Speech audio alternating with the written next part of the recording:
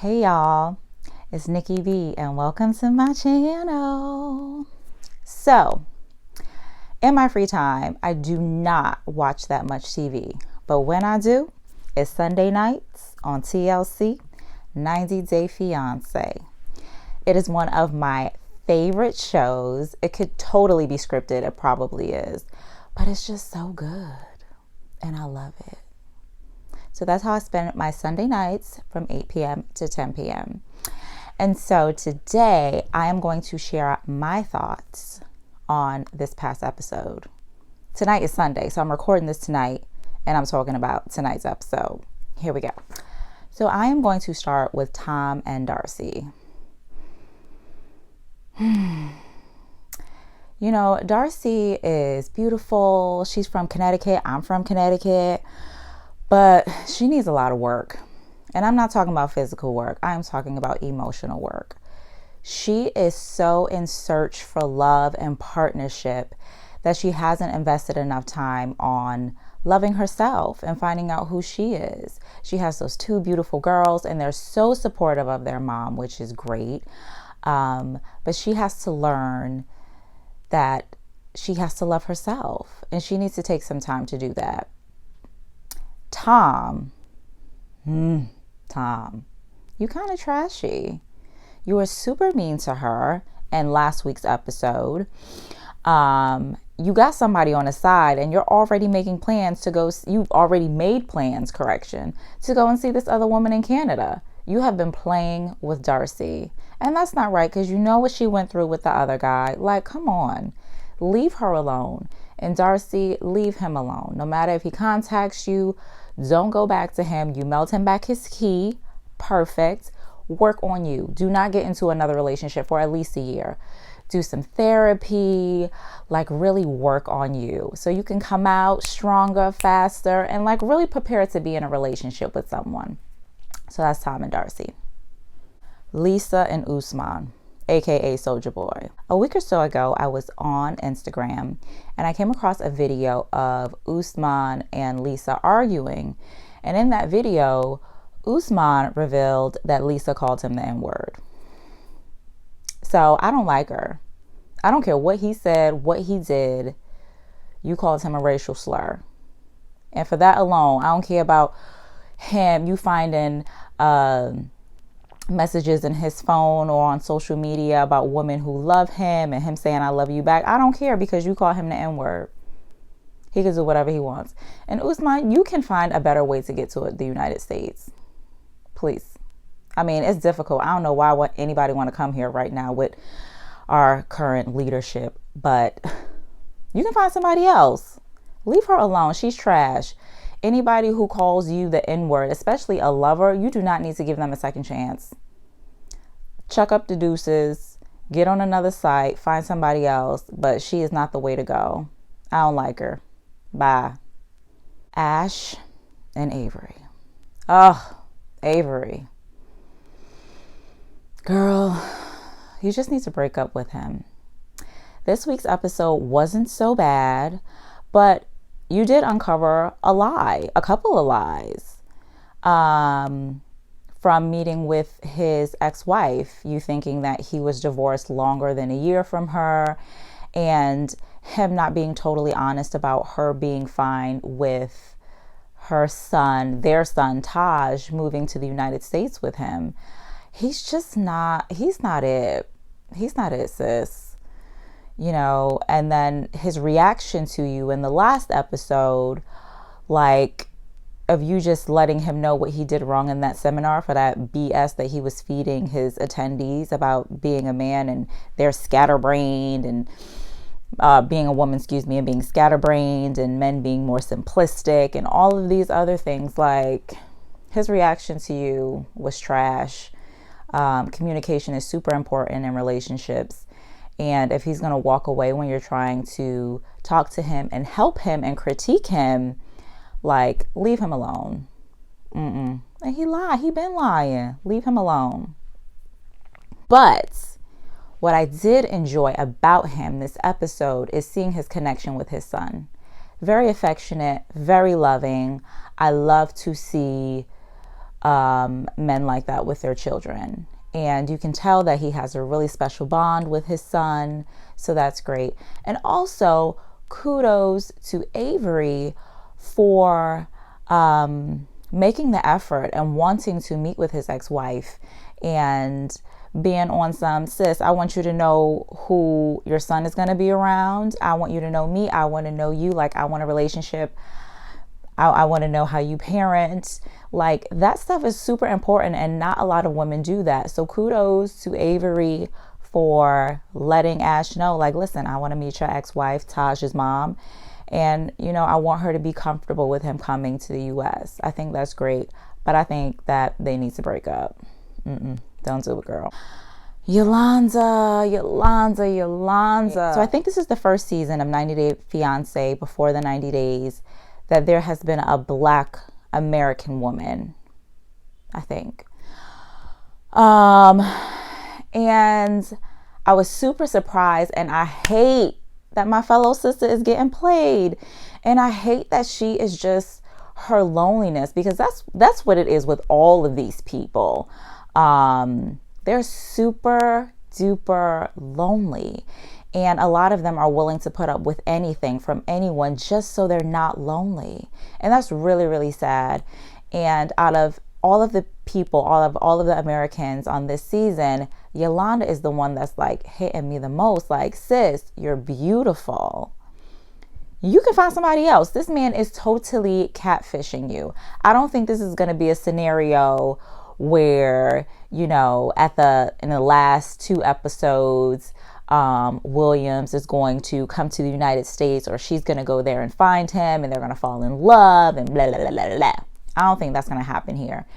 I truly believe, and as does her children, he is totally catfishing her. That man is not from England. I could tell from that first conversation. He is African. And it's really weird that she is just, her kids are even showing her the signs and like schooling her. And she is just like, it's been 7 years I've been talking to him and I love him. Like, this is him. Like, I just want to see him. And it's crazy that it's just not clicking. Yolanda, boo-boo, you can't be this lonely. You're smarter than this. Listen to your kids. And I love her kids because they just, especially her daughter, the one that's, she has several daughters, but the one that's in the episode, just be giving her the face like, Mom, you know, if I was doing some stuff like this, you would have my behind. And here you are, sending this man naked pictures. Like, what are you doing, sis? So I really, like, I don't know what it's going to take for her to realize this man is fake. But I hope it clicks soon, because she's beautiful and she can totally find someone else. It's really sad. Like, her story to me is the saddest. Yolanda, girl, we got to get you on some other sites. Rosemary and Ed. Oh, Rose. Hold on. Let me just give you a round of applause. Girl, because you broke up with him. That was the right decision. Ed is one of these overthinkers, people who just don't know how to shut up. Sometimes just shut up. Enjoy the moment. Like, you saying too much, you doing too much.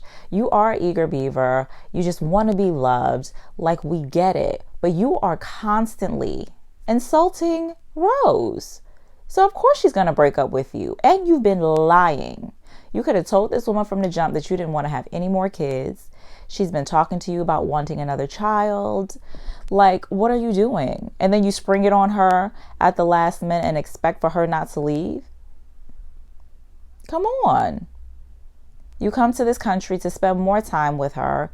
You aren't inclusive of her son, which is also saying a lot, and I'm sure she's picking up on. I know it's a bit of a culture shock for you on how she lives, and that, you know, it was a culture shock on me when I saw that big ass rat. But like, you did a lot of wrong stuff, and just very insulting to her, very demeaning. And she made the right decision with like being like, it's over. And you should not have expected her to say goodbye because she dumped you. What she need to say bye for? You need to work on you. You need some therapy too. Yeah. Steph and Erica. So every episode I question whether or not these two are like really lesbians. Something about it. Maybe Erica. And before I even like really get into their relationship, can we discuss how Erica's face is always beat? I mean, the girl is gorgeous. And that hair color, popping. And the color, the pink and the purple, it's just even. And the color is just rich. She is super talented if she does her own makeup and hair. Erica, poppin' sis.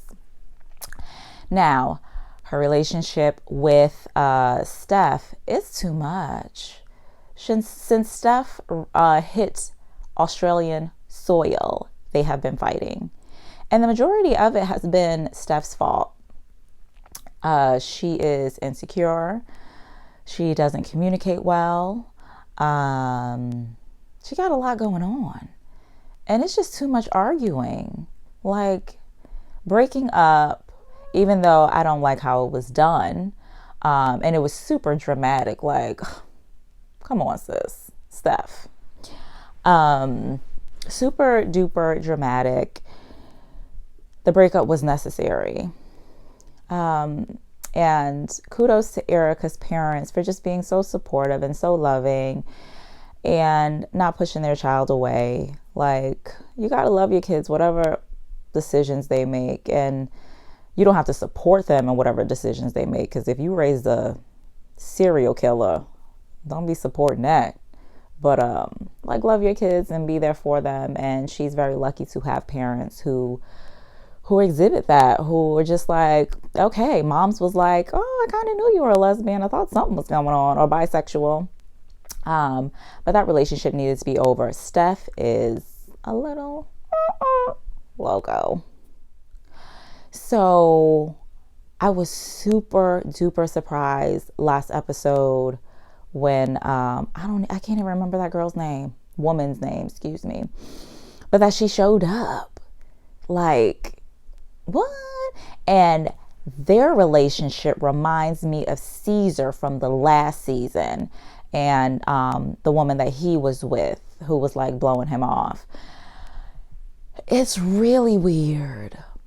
Like, you're going to be in a relationship with someone for like, what was it, 7 years, send them like $100,000 over that 7 years and never meet them in person.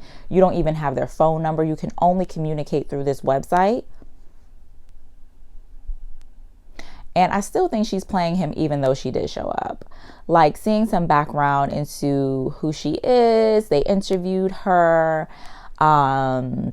Was really good, but I don't think she's into him. Everything is about being able to come to America. I met this American guy. Ooh, sis, he got money. Oh, he does well. Maybe he'll bring you gifts. Like, that was a conversation with her and her homegirl in a coffee shop on the phone. She's not gonna stay with him. She not. And he's like borderline psycho, because to continuously go back to her country to like try to find her, you're hiring private investigators and then getting upset with them because they're bringing you their findings and it's not what you want to hear. Dude, why are you mad at the private investigator? It's so weird. He's psycho, and she better be careful. Like, I don't think she really want him, but she better be careful because he got that look in his eyes and that long ass leather coat. She need to leave him alone. And last but not least, Varia and Jeffrey. So I think Varia was wrong. She totally blew Jeffrey off because of his criminal past. And I don't believe that that's a reason to blow someone off. Like, if they murdered someone, but he sold some drugs, he needed money. It was a long time ago. He served his time. now he is, owns some properties and he's doing his thing, living his life, taking care of his kids. Why are you upset? And then you make him confess this to your mother and your brother, and they're like, no. He proposes to you. You go on this little vacation with him. You guys seem to have a good time. He proposes to you. You say no. That's totally your prerogative. And then when he leaves to go back to America, and says, well, this is over, like, deuces. And he gets back and you're like all over him, not harassing him, but like, I don't want it to end like this. Like, I'm sorry, blah, blah, blah. It's weird because you made that decision. You weren't comfortable with his past. What changed? Was it not being able to come to America through him? And she's pretty, so I'm sure, if it's all about coming to America, she can find someone else. But why this sudden change of heart?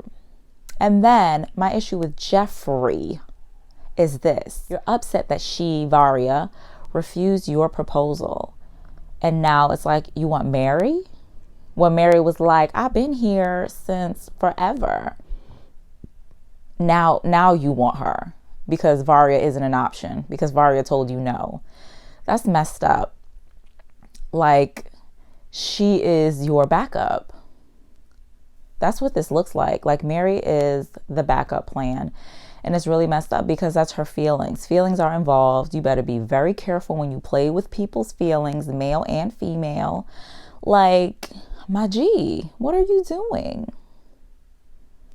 And then when she's asking you if you're communicating with Varia, you're like, no. But what you should have said is, she's reaching out to me, but I am not responding to her. Because then, here come Varia.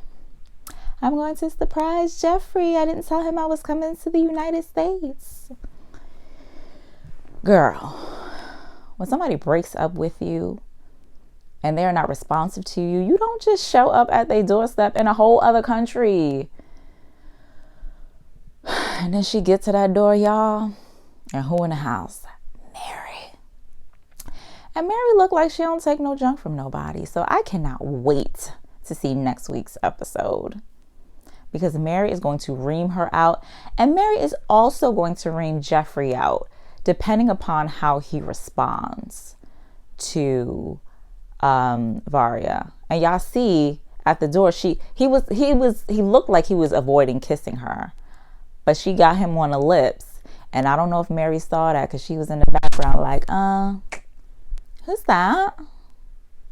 So that is my review. That is my opinion of this week's episode of 90 Day Fiance. Like I said, it's one of my favorite shows. It's literally the only show that I'm like, I'll sit down and I will watch religiously every week. It is one of the best shows, and it's probably scripted and it's probably made up like a lot of these reality shows are. I think some of the stuff is real, but some of it is fake just for like dramatics and stuff.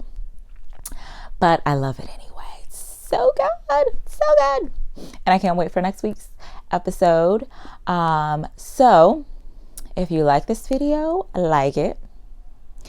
Tell me who your favorite couple is down in the comment section, and share this video with your friends, your fellow 90 Day Fiance peeps. Like, share your opinion. What's going on? Who you like, who you don't like, what you think is going to happen. I think it's 2 more episodes until the tell-all, which is great. But I'm super excited for it. And like this video, subscribe to my channel. I will be back with a new video about, I have no idea what yet. But subscribe, like, share, and I'll see y'all in my next video. Bye.